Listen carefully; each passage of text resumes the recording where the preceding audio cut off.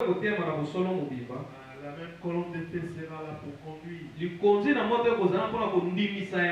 Donc on va nous entonner un cantique. Chacun va s'adresser au Seigneur par rapport à ce qu'il a entendu. Prions le Seigneur. Quand vous ne marche pas, il n'arrive jamais. Je veux parler au rocher, il me donnera au rocher, il me donnera.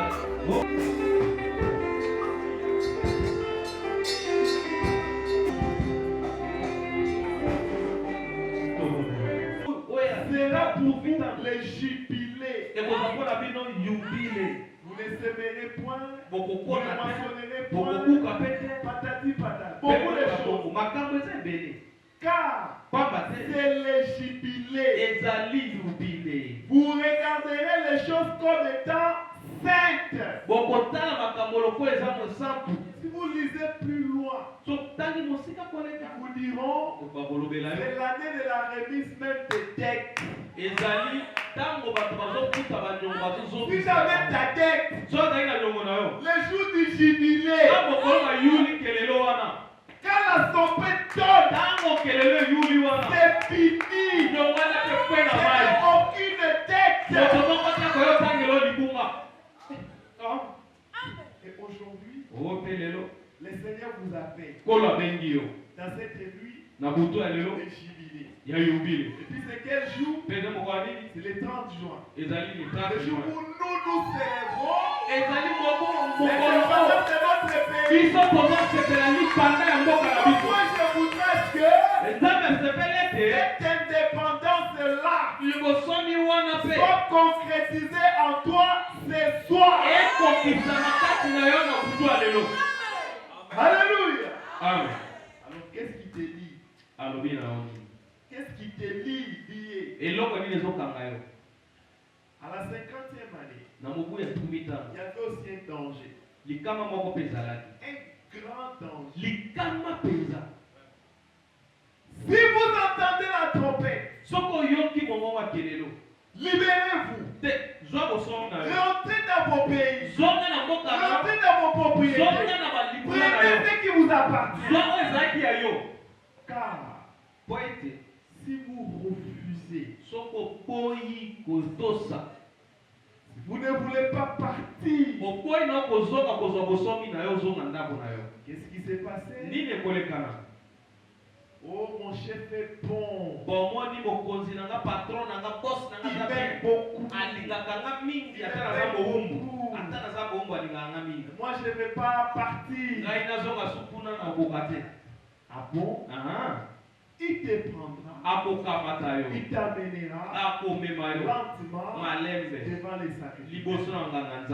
Cher sacrificateur, celui-ci ne veut pas partir.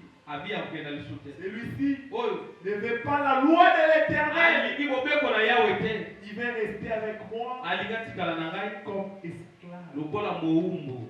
Alors les sacrificateurs doivent être ainsi.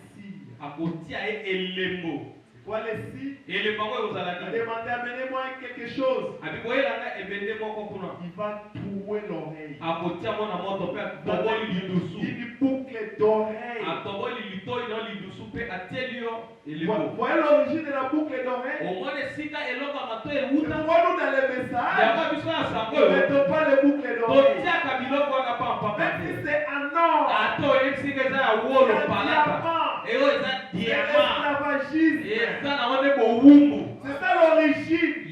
C'est ça l'esprit. On vous mettra une boucle à l'oreille. Cela veut dire il n'y a plus de liberté pour vous. Même dans les jours à venir, quand la trompette est sonnée, votre ne sera plus jamais concerné. C'est ça les dangers. Moi ce soir, comme étant sacrificateur, je vais sonner la trompette. Ceux qui veulent recevoir leur liberté aujourd'hui. Ils vont leur jubiler aujourd'hui. Recevez les gens. Gloire à Jésus. Très bien. On est pendant le temps de la parole. On nous a lu le niveau de foi que vous allez dégager. La quantité de bénédictions que vous recevrez. Le problème, ce n'est pas Dieu. Le problème, c'est vous. Si tu amènes un petit bidon, 1 litre, l'eau qui va entrer sera 1 litre. Alléluia. C'est pourquoi moi je m'amène avec ma foi. Il est je me sens bien.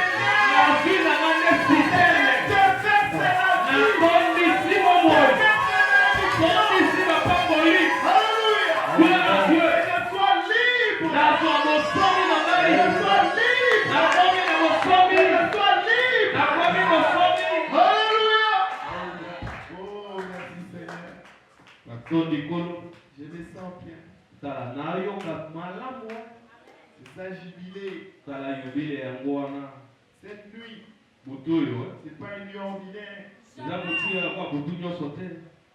C'est une nuit où Dieu doit visiter son peuple.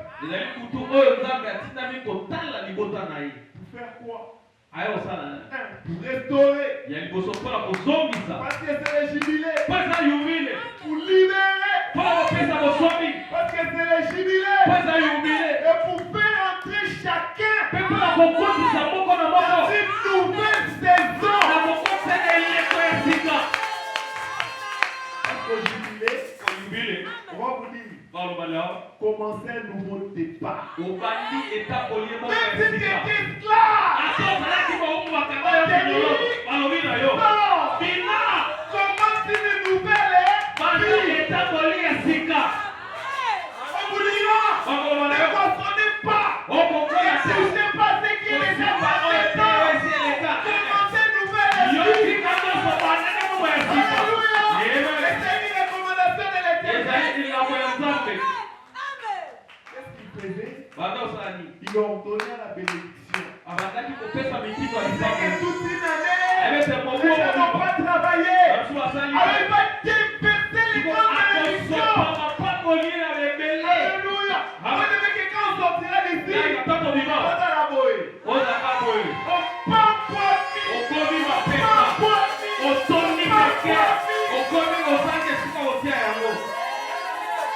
Alléluia. Amen.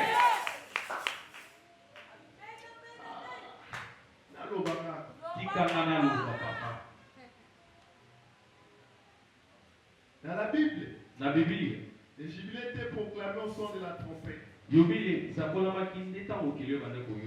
Frère Branham nous dit, Qu'est-ce qu'il dit?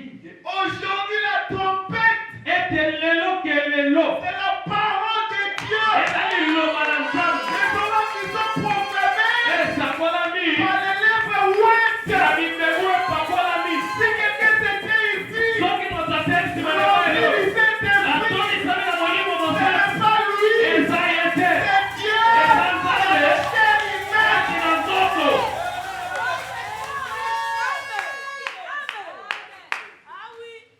Et Dieu dans la chair humaine. C'est Jésus dans sa nouvelle forme.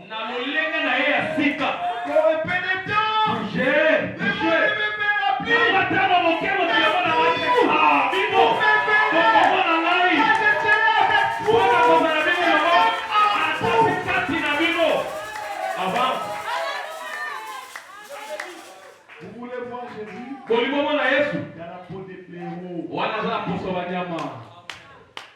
Un homme, c'est Dieu. Il est un homme parce qu'il mange, il a faim, il rit. Mais quand il se met à proclamer, Dieu écarte du chariot. Il devient micro. À ce moment, likolo. Dieu parle. L'homme est assis la pensée.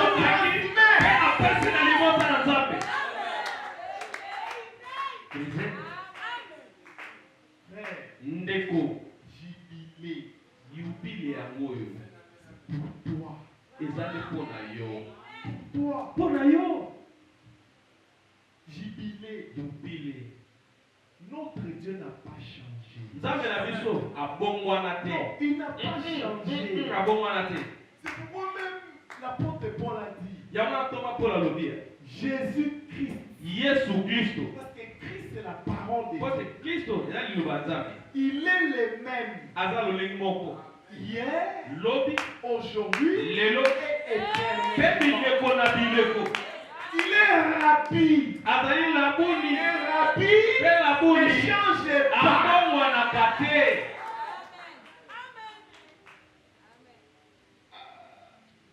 Timola papa. Jubilé. Jubilé. Jubilé de ma Jubilé de yango likambo. Il proclame la liberté. Akosisa kola bosomi. Tu es lié par les péchés. Ozo kanama na maso. Publicité. O kidumba. Ou encore. Pité. Le plaisir du monde. O ba posa mokile tonda yo. Ni le mensonge. O lo kuta tuba tuba. Songi. Querelle. Koswana. Si tu es lié par ça. Koko kangama na babiloko na. Na émission lelo yubile solo. Elobe toza bosomi. Toutes ces chaînes-là. Ils sont coupées. Osumu wana yo se katami. Parce que c'est le temps de jubilé. C'est le temps de jubilé. Tu es libre. Oza bosomi. Tu es libre. Oza bosomi. Pourquoi? Mpona nini? Parce que nous sonnons de la trompette. Tozoyuna C'est la kelelo. parole de Dieu. Tozali liloba Nzambe. Elle nous dit. Mpe elobi na Tout biso. ce que vous lierez sur la terre. Maso bokokanga mabele. sera lié. Na lola mpe Tout ce que vous ekami ye. lierez sur la terre. Okokufungwana. sera lié. Ekofungwama. Tout pouvoir a été donné. Makoki nyonso epesami. Uta makolo na mabele. C'est à vous. Mpe ata mabele na bino. Ete bosalela nguya yango. Yosakola liloba. Mpe ekokokisama. Yes. C'est une alliance. Ezali koyokani. Et elle est Inconditionnel. infaillible. Amen. Jamais. Ekweyaka te. C'est là que vient entre la fidélité de Dieu. Akoko C'est que c'est le jubilé. ezali yubile mpona yo. C'est le jubilé. Ezali Quand yubile. le papa nous est Kobika te te bokotaki yo. Te te te te te. Tungana tungana. Abolama. Akuna osoto katala. la maladie qui te tourmente là. Tala. La maladie là. Tokono wana oyebi yango La nyonso maladie lako. là. Oh mutu pasi.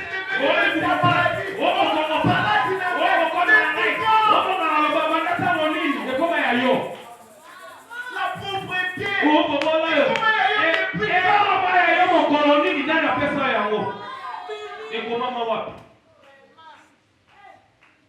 Ate salaki 49 ans. Ate esali mobutu mingi na likolo. Ah bah le bico. Cette fois c'est 49. Sambo ikanisa sambo. 50e année ya moyo. Kumi na likolo. Oya kumi na tano yango ezali bosomi. Abosomi. Bosomi. Liberté. Bosomi. Il y a des frères qui souffraient aussi. Eza atango na babisu mpe Il y a babona des frères bapasi. qui devaient attendre 50 ans. Babisu basenga bazala timu na tuku mitango.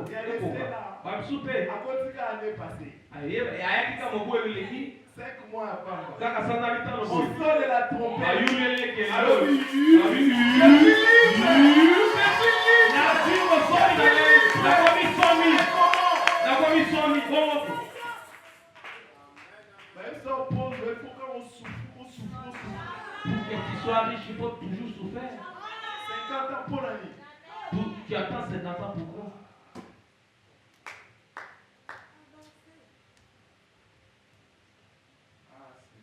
Oh, Kolo. Jubilé. Yubile. Proclamation. Sakola. Et la liberté. Bosomi. Brisement. Okuka. Des chaînes. Minyololo. Et la liberté. Pe bosomi. C'est quand le Saint-Esprit. Ezali tango molimo mosantu. L'Esprit du Seigneur. Molimo na Kolo. Entre toi. Et donne la joie. Et puis sur le cerveau. La joie du salut. Et c'est le pico. Dépasse toutes choses. Et l'équipe a qui crée en toi le bonheur. Qui te fait vivre. Indépendamment de ton environnement. Je suis heureux parce que Jésus est en moi. Parce que j'ai mangé le foufou. Parce que j'ai le véhicule. Parce que Jésus est en moi.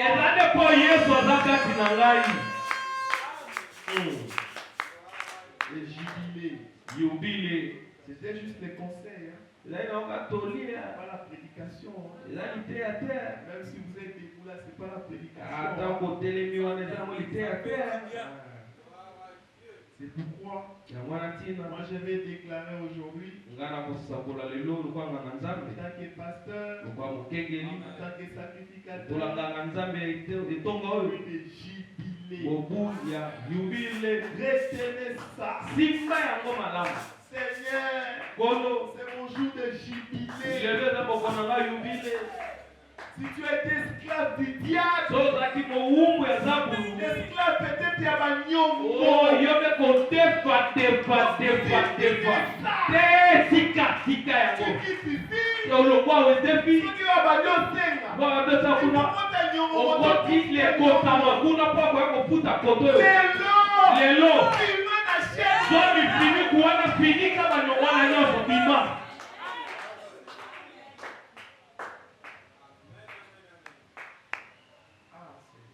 Oh, Kolo. Que ta fille comprenne ça. Tika, Comme ça, ils seront libres. Ils se soupent. Ah, il y a certains. Je suis venu proclamer la liberté par rapport au lien des téléphones. Les téléphones. Ballon à l'eau. Souvent, on ne tient pas compte. Et si vous regardez le temps qui s'en reprend, essayez de faire cet exercice. Mais quand on s'en rend à la situation, non seulement le temps, et même l'argent. Les dégâts. Chaque jour, être connecté. Pose à la carte en ligne. Ça nous prend le temps. Et quand frère Branham me dit, l'esprit est nourri. C'est que nos yeux voient. Le téléphone nous modèle. De telle sorte que on est maintenant incapable de prier pendant longtemps. Et c'est les téléphones qui nous donnent les conseils. Vous verrez la parole de Dieu est là. Mais il y a des gens qui ont des conseils des conseillers. Des influenceurs. Des questions liées au mariage. Ce sont des questions uniquement réservées. Vous verrez des païens.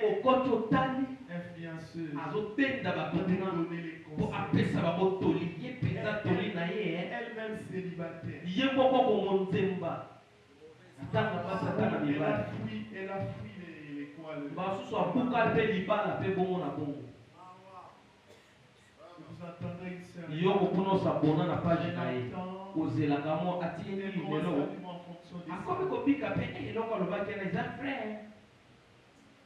Ce sont des liens que vous créez.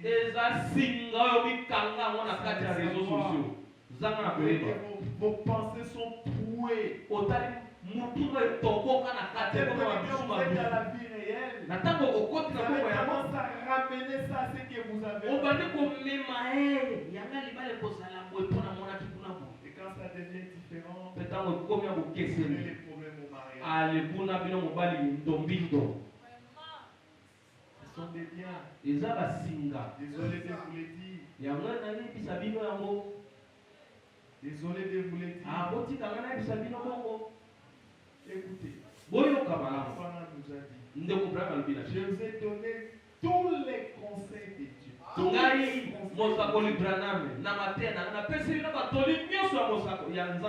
Confiez-vous au vrai prophète de Dieu. C'est la liberté. Il y a la liberté quand Christ. Pas ailleurs.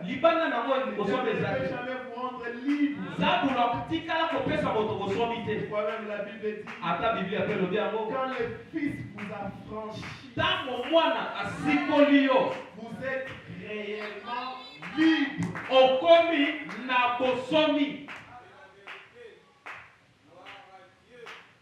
Voilà quelques mots que je voulais vous dire.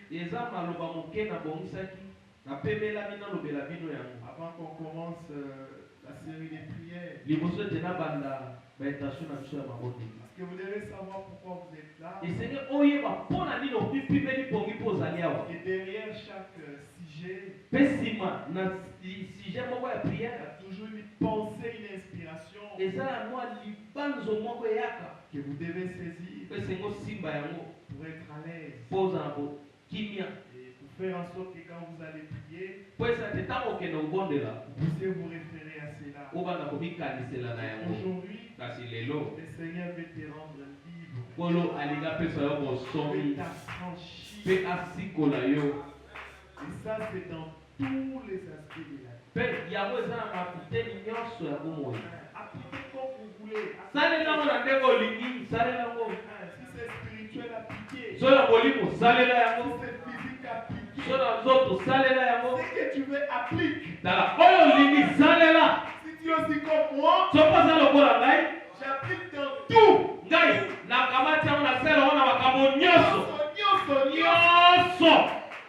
On a ce qui nous a bébé.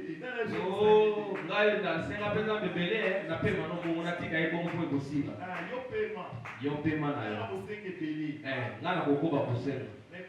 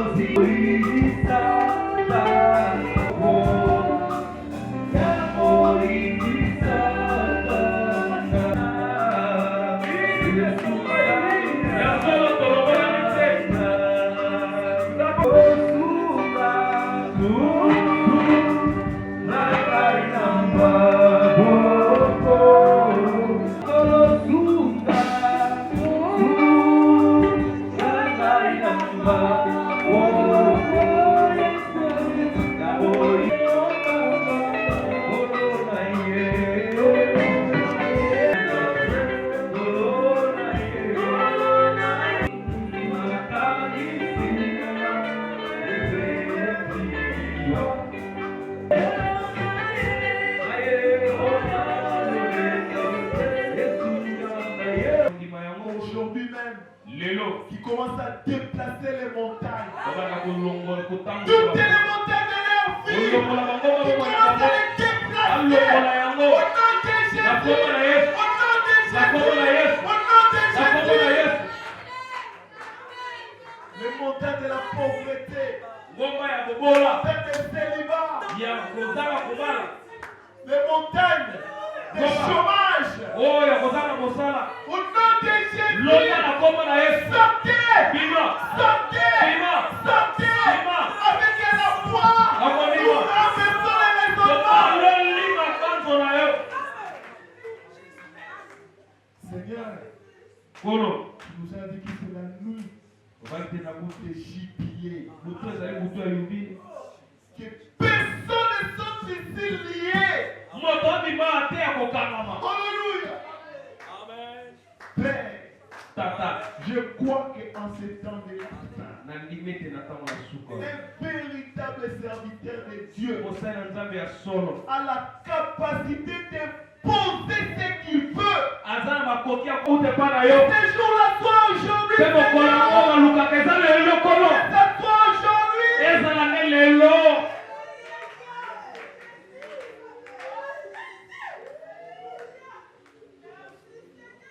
Père, tu as tant promis.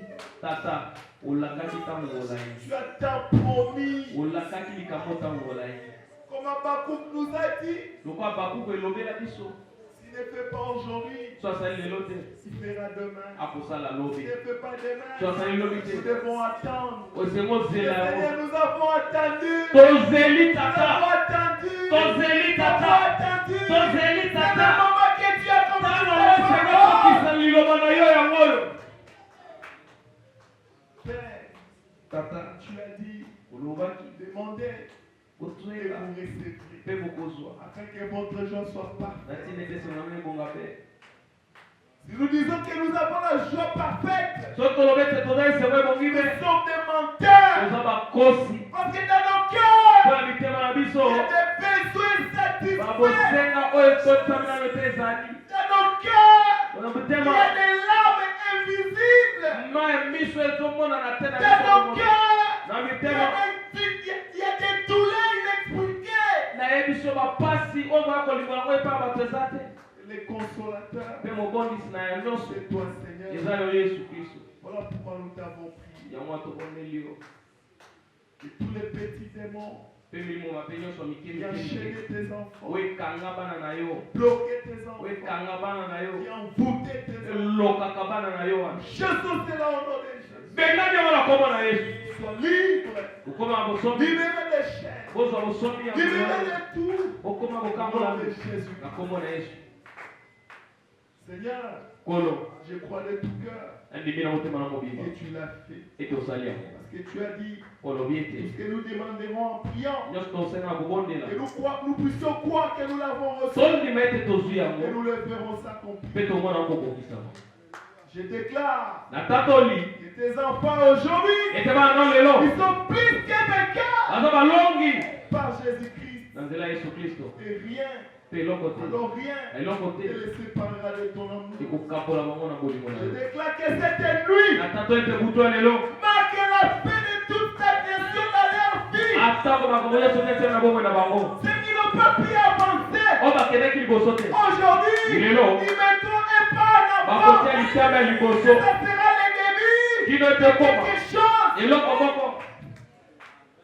Allez de l'avant. Bokenda liboso. Devenez grand. Okoma minene. Devenez une multitude. Okoma bato ebele. Allez de l'avant. Bokenda liboso. Devenez des marques. Okoma bato Allez de akosa. l'avant. Bokenda liboso. Devenez des référents dans vos domaines. Bakombo na bino ekoma kolukama bisika bozalaka. Allez de l'avant. Bokenda liboso. Et soyez les modèles. Bozala ndakisa. Montrez au monde Botalisa que mokili. vous avez Jésus. Ete boza na Yesu. Montrez au monde Botalisa mokili. que vous êtes des Ete croyants. boza bandimi. C'est pourquoi, Seigneur, Talati na kolo. je te rends grâce Altondi yo. pour la victoire que tu nous as Kwa donnée elongo pesi na biso. par le sang de Jésus. Eza makila ya Yesu. Je te rends grâce Tondi yo. parce que je témoignerai, Mpona kotatola. et moi, Mpe ngai. et mon église, Mpe libota na dans peu de ngai. Ngomba na temps. ngai. Na Et le tango. Seigneur Ete Nzambe est bon. aza Et malamu. nous chanterons Mpe ensemble. tokoyemba Et lisango. oui, le Seigneur Ya est bon. solo kola za Et oui, malamu. le Seigneur Ya est solo bon. kola za Parce qu'il malamu. a fait pour nous les Po asali kola merveilles. biso bolamu. Oui, le Seigneur est bon. Ya solo kola za malamu. Parce qu'il a fait pour nous les Po merveilles. asali kola biso bolamu. Merci Seigneur Jésus. Matondi kolo. Sois béni Seigneur. Mama kolo. Sois glorifié Seigneur. Mama kolo. Sois exalté Seigneur. Tombolama. Sois élevé Seigneur. Tombwama. Parce que tu es dit. Sandola makolo. Qui est comme toi Seigneur? Nana maza lokola ye. La ronde des Sharon. Yoza kolola L'étoile kala. brillait du matin. Monzoto Les mato. lunes de la vallée. Yo kolola Les loboko. plus beaux dans tes Yo mobali divinités. kitoko koleka bakoto zomi. Avant tu avais point de Dieu. Liboso no zata mota zala. Après toi il y en aura Sima na point. pesa mota kozala. Tu es l'alpha. Ozali alifa. Tu es Oza l'oméga. omega. Tu es le tout-puissant. Oza yanguya nyonso. Le Père éternel. Tata na seko. Le conseiller. Mopesi Le koni. prince des paix. Mwana tu. L'étoile brillait du matin. Monzoto matongo mongenga. Merci Seigneur Jésus. Matondi kole Parce supasi. que tu l'as fait. Osali yango. Nous l'avons demandé avec toi. Osenga kondima. Conformément à ta Okoma parole. eluba na yo. Au nom du Seigneur Jésus. Komona Yesu Kristo. Amen. bitumba ekomelaki biso kouta na mabota na biso nkolo yesu oyo azali molongi alongisi biso yango ata na esika tozali kofutela tozwaki bitumba makasi kasi nkolo yesu kristo apesi biso elonga maladi eyaki po epekisa ngai natambola. Kasi Yesu Kristo apesi ngai elonga. Natelemelaki yango, napeti yango kisambeti na kombo na Yesu. Eke mosika na ngai yango bozali komona ngai en bonne santé. Soki bomoni ngai en bonne santé, c'est parce que Dieu m'a donné la victoire sur la maladie. Yango nakoki kozanga te pour remercier Nzambe pour na bolamu oyo asaleli biso apouvoir mpe na babesoin na biso ebele. Yesu Kristo azalaki mpe azali loba jere mpo na biso. Baposa nyonso tozalaki na yango akokiseli biso. Azali berger na biso, tozangi eloko te. Yango naye kopesa Nzambe merci. Na ndenge mpe abimisi ngai na babowumbu mosusu nazalaki nango na misala. Apesi ngai bosomi oyo tozwi lelo ezali verité, ezali réel na bikeli yango. Polo akambola biso. Tambala moko na keti na liwa nini. Donc akombolaki te eloko te aleki bongo. Atunga numéro matricule na place ya numéro d'ordre. Il est vivant. Qui peut confondre? Qui peut confondre? Acclamez très fort. Maman, c'est moi ta carte d'électeur en place, il y a passeport. Allez. Épisode wana ekoleka na côté ka servante. Si tu okoma na niveau DRH badepete babino eza ba médecin oyo eza na bato baotouche baprime baza bano médecin il faut tolongola bango nyonso. Po moto akokota makambo wana ezalaki directeur na biso ya quarantaine place nasala ekota makambo wana non bamédecin nyonso batina banuméro d'ordre na bango parce que ndenge DRH alobi normalement foto déplacer baoyo baza en ordre te. Motembe esuki ngai siko mokolo wana toyaki veye ya prière parce que alobi yebisa Nzambe likambo esukisaka yo wana likambo esalaka mpasi na kati ya motema lobaka likambo moko koloba ebele te lobaka moko ngai nayoka makambo wana ya serment ya numéro d'ordre du Seigneur eloko ezonyokola nyonso soki ka balobi makambo ya ordre motema ifo epasokaka Seigneur oyo nde nayaki yebisa Nzambe na bi oyo lelo veya lelo ifo résoudre likambo ya numéro ngai mpona proteste soki opesa yango na ndenge nini nayebi te lelo ndenge paster alobi ngai mpona proteste ntango toye tobima eleki samedi lundi nango baye kotinda arrivé ya basalaire wana ekangamaka 2 ou 4 mois mbala moko ekokota na compte nde epermetaki ngai ke nabanda processus ya koluka koprotesa sikoyo directeur na biso oyo abandai makambo ya DRH wana ke baluka bapetion baza nombre te likambo okamwa directeur basuspendaki ye eloko moko oyo ezalaki ata malunga te azwi banini balettre moko babiloko moko aloba na audio bokaki ofunda ye baministre nde ministre asuspendaki pendant 3 mois na kati ya 3 mois wana nde Nzambe aye kopermettre nga nazwi mbongo wana nde nayaki koprete serment otango nazalaki ya serment te nde ye baye kozongisa ye asisi suspension aye sikoyo kozongisa. Il est vivant. Qui est cet homme? Qui est cet homme? Acclamez très fort. Atena contre atena mupala bito sala maramna biso.